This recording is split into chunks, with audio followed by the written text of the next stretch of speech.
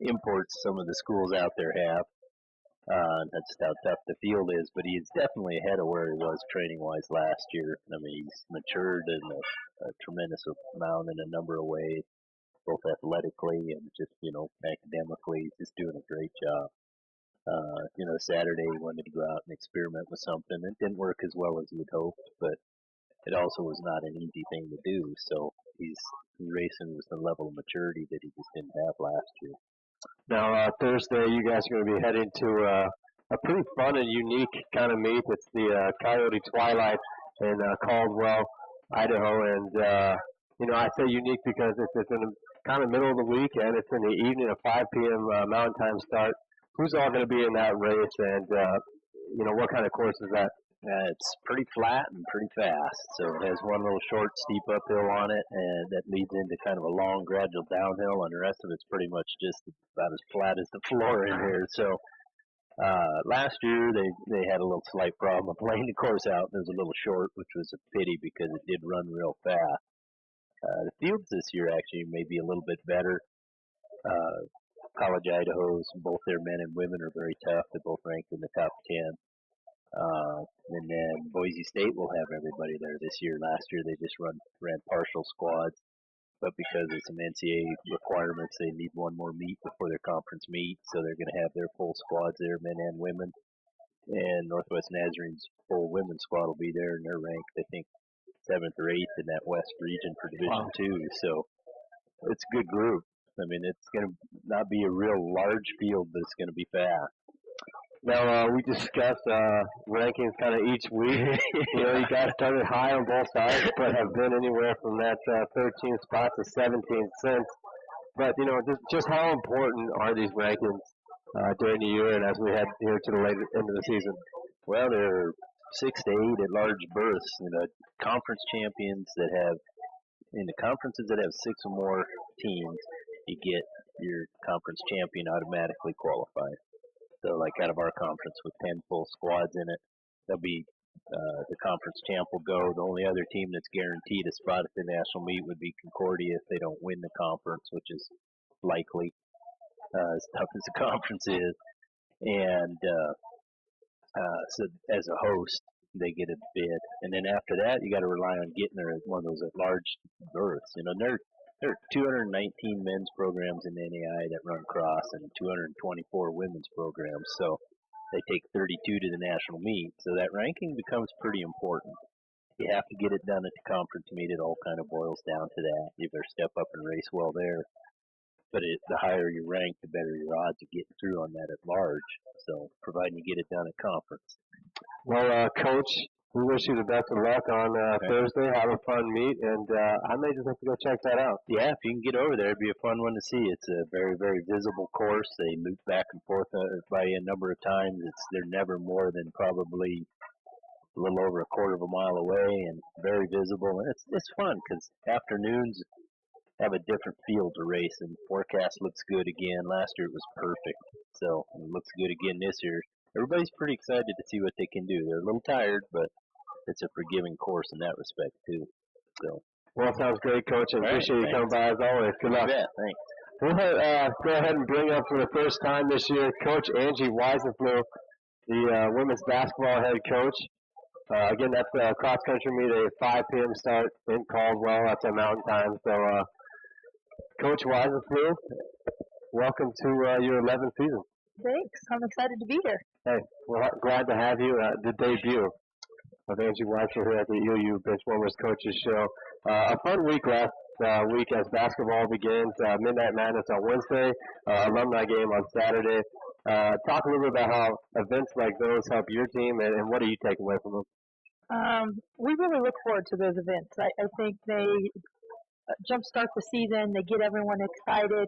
The energy is high.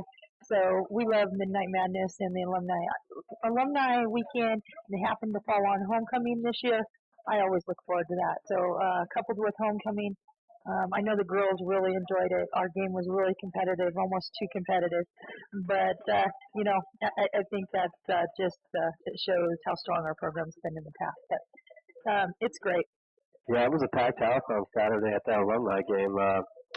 we'll go ahead and preview your season this way. We'll start with the key newcomers. Ventura Georgia's had a great night on Saturday. The JC transfer had a double-double in the alumni game. And Dominique Johnson, she comes to EOU, first-team All-State last year in Class 6A. And she's at that powerhouse Southridge High School. Without a doubt. To talk about Ventea real quick, I think obviously her best ball is ahead of her. She's horribly undersized or incredibly undersized for where we're playing her. We list her as 5'9", but she's about 5'7" and a half. But it's not how tall, it's how big you play, and that's what we've been preaching. But she's working hard and just trying to get the little things that we're preaching in our program.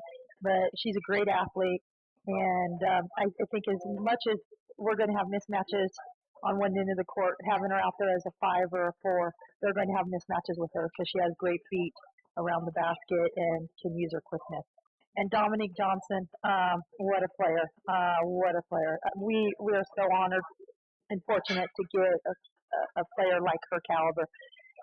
She was not only, like you said, All-State, made the Les Schwab, Washington, Oregon All-Star game. She was voted MVP of her league, and there was probably minimum of 8 D1 people out of that league. So for us to get her, she's one that you can kind of build things around. So we're excited to see her grow and see what she can do in a Mountie uniform. And one more freshman I'm going to plug. She had one heck of a game, and in fact she is in our starting lineup as a freshman, and that's Nicole Red from Lewiston. She was our true point guard on Saturday, and I foresee her being our point guard pretty much all year.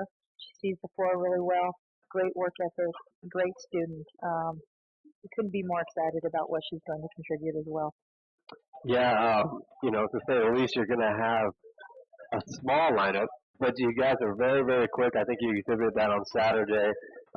Some key returners this season, Kyle Miller, Kelsey Herleman, Alyssa Guerra, Samantha Flett. All 4 of those players saw significant time in the court last year. And what do they bring to the program this year? I think obviously experience is huge.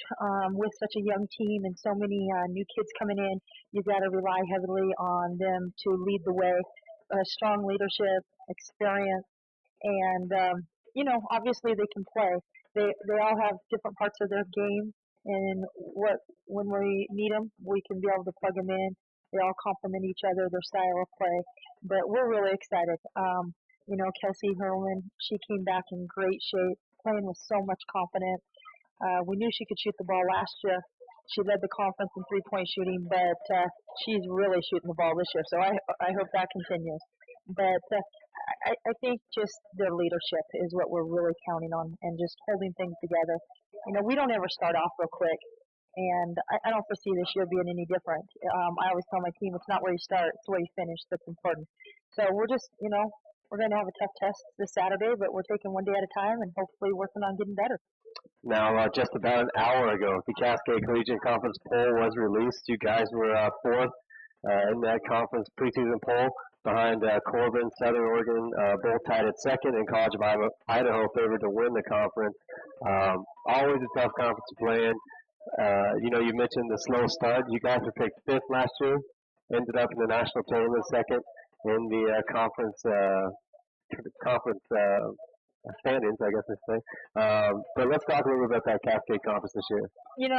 Each year it gets a little tougher, and I think that's due to the quality coaches that we're getting in the conference.